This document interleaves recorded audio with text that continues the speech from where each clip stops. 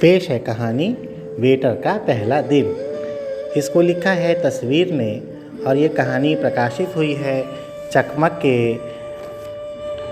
अक्टूबर 2019 अंक में। ये कहानी है एक वेटर की और इसको चित्रों से सजाया है हमारी लाइब्रेरी के नन्हे मुन्ने बच्चों ने। मैं जब पहली बार वेटर के काम पर गया तो बड़ा उत्साहित था, इसलिए नहीं कि मैं काम पर जा रहा हूँ, बल्कि इसलिए कि मुझे वहाँ बहुत सारा खाना मिलने वाला था, खासकर आइसक्रीम जो मुझे बड़ी पसंद थी। मैंने 8-9 साल की उम्र से कबाड़ बीनना शुरू कर दिया था। कभी माँ के साथ जाता तो कभी अपनी उम्र के दोस्तों के साथ। अपने दोस्तों में मैं सबसे छोटा था और बड़े बड़े भगोने नहीं उठा पाता था, लेकिन छोटे भगोने व बर्तन साफ़ करना, गैस चूल्हा, सिलेंडर साफ़ करना जैसे छोटे मोटे काम कर लेता था। वो ठेकेदार मुझे अपने काम के 80 रुपये देता था। इसके बदले मुझे 15-16 घंटे काम करना पड़ता था। उस दिन मैंने पहली बार दोस्तों के संग बर्तन साफ़ किए थे।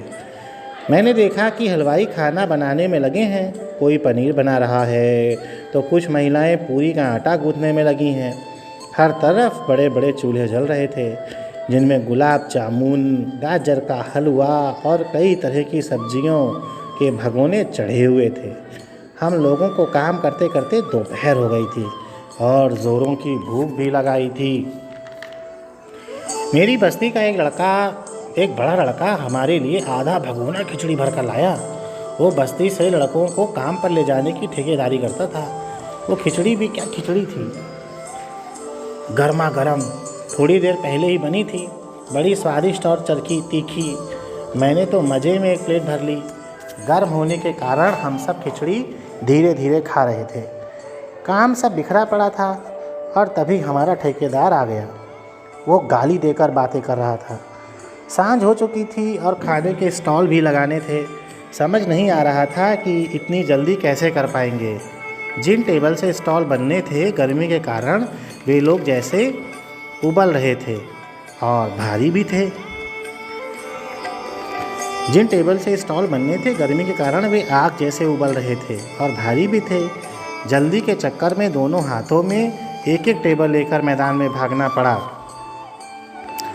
अब झटपट टेबल जमा कर हमने जैसे तैसे स्टॉल तो लगा ही दिए, पर मेरे हाथों में जलन मच रही थी। काम ख़त्म होते ही थोड़ी देर बैठे ही थे कि ठेकेदार चिल्लाते हुए यार बोला, ये प्लेट साफ़ कर लो जल्दी, खाना चालू होने वाला है। वहाँ से उठकर हम 8 लोग प्लेट पोंछने में लग गए। अब पोंछते पोंछते हम बातें भी करते जा रहे थे और मोबाइल में गाने भी सुन रहे थे। कुछ दोस्त गुटखा भी खा रहे थे, कुछ हंसने वाली बात भी चल रही थी। बातों बातों में हमने 1000 प्लेटें कब पहुँच दी पता ही नहीं चला। फिर हम पानी पीकर दीवार की छांव में बैठ गए। मुझे गर्मी से नींद बहुत आती है तो मैं वहाँ टेबल की आड़ में बोरी बिछाकर सो गया। सांझ धीरे धीरे रात की ओर बढ़ रही थी। हम जिस मैदान में काम कर रहे थे, रात की ढेर सारी रोशनी में वो पक्का चांद सा खूबसूरत लग रहा था। जो बड़े लड़के थे वे सारी व्यवस्था के बाद खाने के काउंटर संभालने में लग गए। 2 जो छोटे थे, साहिल और मैं, मैदान में साफ सफाई देख रहे थे। थोड़ी देर में खाना चालू होने वाला था। देखने में तो ये शादी का रिसेप्शन लग रहा था। इतनी देर में ठेकेदार चिल्लाते हुए आया। ठेकेदार बड़ा गुस्से वाला था। सांझ होते ही दारू पीकर साइड पर आ गया और सब पर भड़कने लगा। काम नहीं किए हो, अभी तक पानी क्यों नहीं आया, खाना चालू होने वाला है, तुम क्या कर रहे हो। उसे बस सही वक्त पर काम करवाना था। सब कुछ सेटल करते करते 7:30 बज गए थे। मेहमान धीरे धीरे आते गए और खाना शुरू हो गया। मैदान के बीच कचरा डिस्पोजल फैल ना जाए इसलिए मैं और साहिल फेरी लगाते रहे। हम फटाफट डस्टबिन खाली करते आ रहे थे। इस तरह काम करते करते रात के 1:30 बज गए थे और भूख भी लगने लगी थी। लोगों का आना जाना तो लगा रहेगा, लेकिन भूख का क्या। सब्र करके जैसे कोई बात न थी, जिधर देखो उधर खाना ही खाना। ऐसे में भूख को रोक पाना बहुत मुश्किल हो रहा था। हमने सोचा काउंटर के पीछे जाओ, जो दिखे खा लो, चाउमीन, कोल्ड ड्रिंक, हलवा। इस तरह पेट की थोड़ी हलचल तो बंद हो गई। कचरा भरने या उठाने के समय अक्सर भीड़ में हम लोगों से टकरा जाते तो वे हमें गाली भी देते, कभी कभार लप्पड़ भी मार देते। रात के 2:30 बज गए थे। जो लोग खाने आए थे वे सब घर जाने में लगे थे। साइट का सारा सामान रखने समेटने में देर हो गई थी और अभी तक पेट भर खाना भी नहीं खाया था। सेठ बोला, लड़कों तुम खाना खाओ, बाकी सब बाद में करना।